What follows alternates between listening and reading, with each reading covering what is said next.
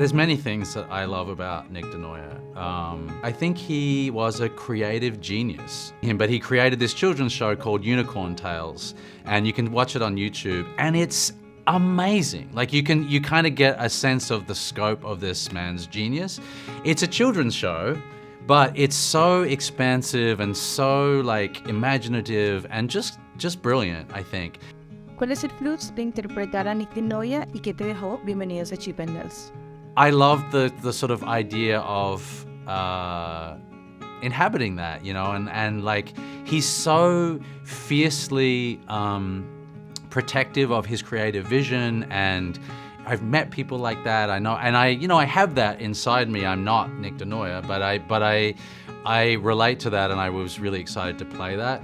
I also think, along with that, he's got this like fierce ambition that is very much connected to sort of his downfall, where it was never enough. Like no matter how much he achieved, he just like he had this sort of carrot of success. And I think, you know, that's sort of a cautionary tale in that I'm not ambitious. I am ambitious, but not ambitious like that. But I think it's a cautionary tale for all of us. It's a really fascinating thing to play, but also something to be, you know, wary of. ¿Qué piensas de tu personaje y cómo fue el proceso para meterte en su piel?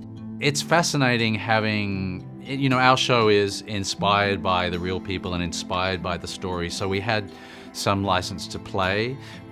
However, having like an actual reference point of a real person is kind of amazing, because you want to try and capture the essence of that person, or I did, and you have some really strong kind of jumping off points and great references.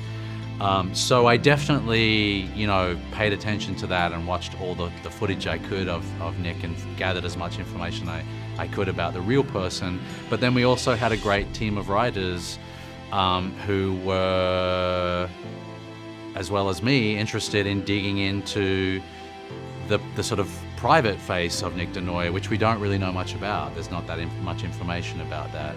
So, you know, I really wanted to explore that and gave that a lot of thought of who is, you know, what is behind the public face of a character like Nick Denoyer. You know, I wanted to kind of balance that out.